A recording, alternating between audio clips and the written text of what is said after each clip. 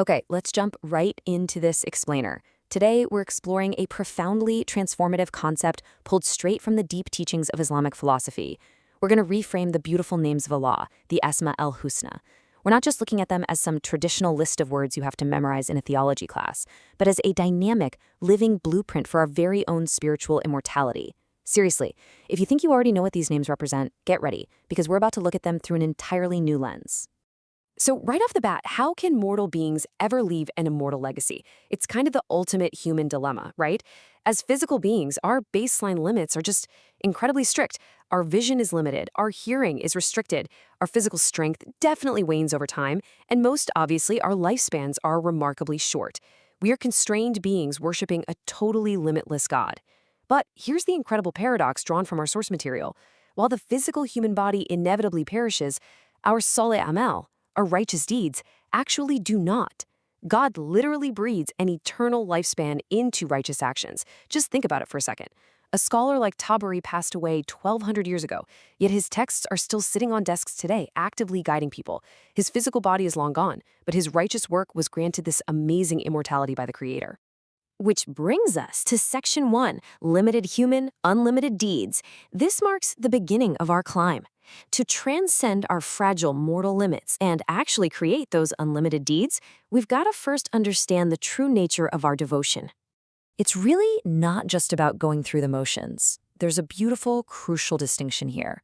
Often, we think of devotion just as ibadat, which basically means doing what pleases the Creator. You obey, you follow the rules. But there is a much higher, far more profound level called ubudiyat. Ubudiyat isn't just an action, it's an entire state of being. It means being entirely pleased and satisfied with what God does. It's a mutual satisfaction.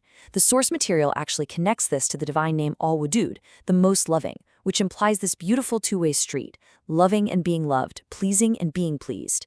But to reach the state of ubudiyat, to truly be pleased with the Creator, you have to deeply know and understand Him.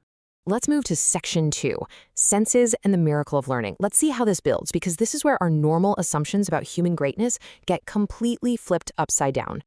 We naturally tend to think human superiority comes from our physical interaction with the world. But let me give you a quick reality check here. If physical senses are what define greatness, aren't the animals entirely superior to us? Look at the numbers. An elephant's hearing is literally 100 times better than yours. A dog's sense of smell is 35 times greater. A crow's visual acuity is 200 times sharper than a human eye. 200. If navigating the physical world was the absolute peak of existence, well, a crow would be vastly superior to a human being. So if it's not our physical senses, what actually makes us distinct? The answer is so simple yet so profound. Learning is a miracle. This right here is the dividing line. Animals rely entirely on physical data. Sure, they can be trained through repetition, what we call terbiya. A horse can be trained to respond to a physical cue, absolutely. But a horse will never stop and ask why or how. Only humans ask questions. Only humans can abstract meaning from the universe. This is exactly why the first word of revelation was read or learn, and why the capacity to learn the names of things is what elevated Adam above the angels. Our unique miracle is our intellect, our pure ability to seek knowledge way beyond the physical realm. And that leads perfectly into Section 3. He who knows himself knows his Lord. This is our core thesis today. If our defining miracle is this amazing capacity to learn and abstract, what is its ultimate purpose? Well, it's entirely designed for self-discovery and divine connection. In Islamic thought, there's a term called ma'rifatullah. It goes way, way beyond just acknowledging that a creator exists. We aren't talking about surface-level data. It is a profound, deep, internalized understanding of God. But here is the secret the source reveals. We can only understand God, we can only reach ma'rifatullah to the exact extent that we understand ourselves. If you turn away from understanding God, you're actually actively alienating yourself from your very own essence. You literally end up in conflict with your own nature.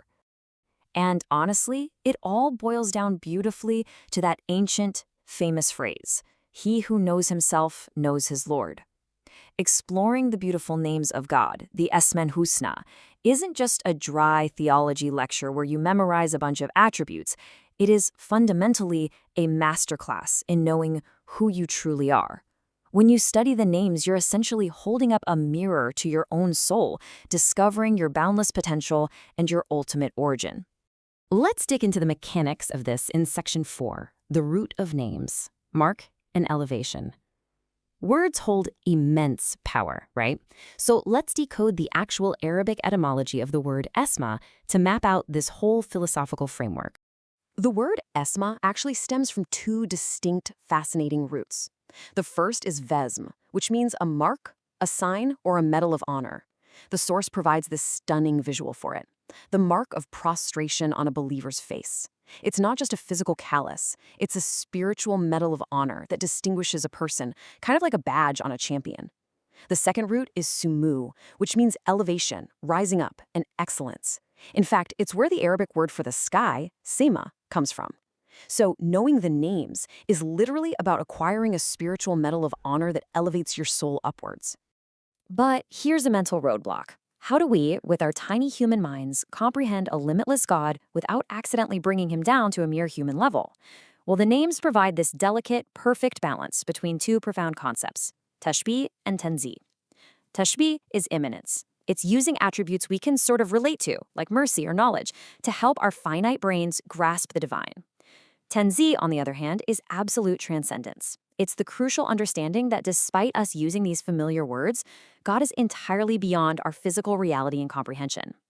You know, unlike certain ancient traditions where the divine name was kept entirely secret by some elite few because God was considered too distant to even be named, Islam throws the doors wide open.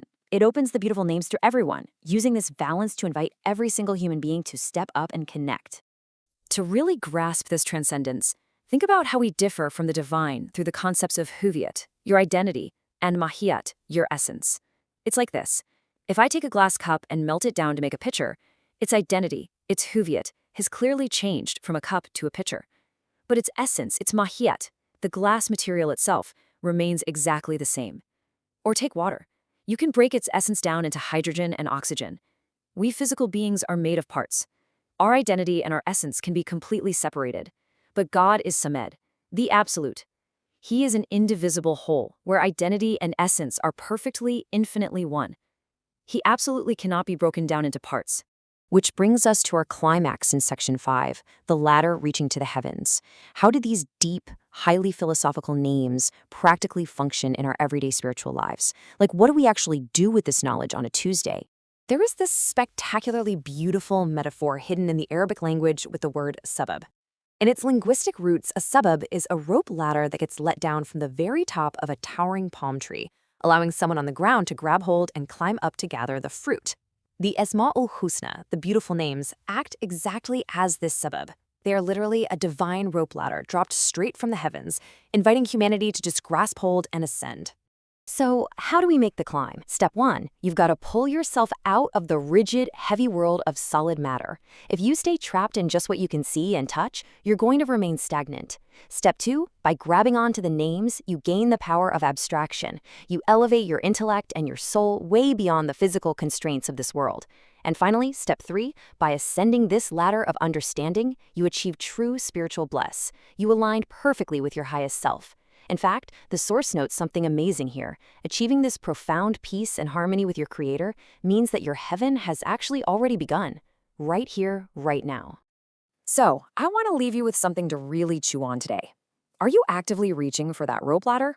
Are you using your completely unique, miraculous human ability to learn and abstract to elevate your soul and discover who you truly are? Or are you, despite all that insane potential, allowing yourself to remain trapped in the heavy, limited world of solid matter? The ladder is right there. The names are waiting. The ascent? Well, that's entirely up to you.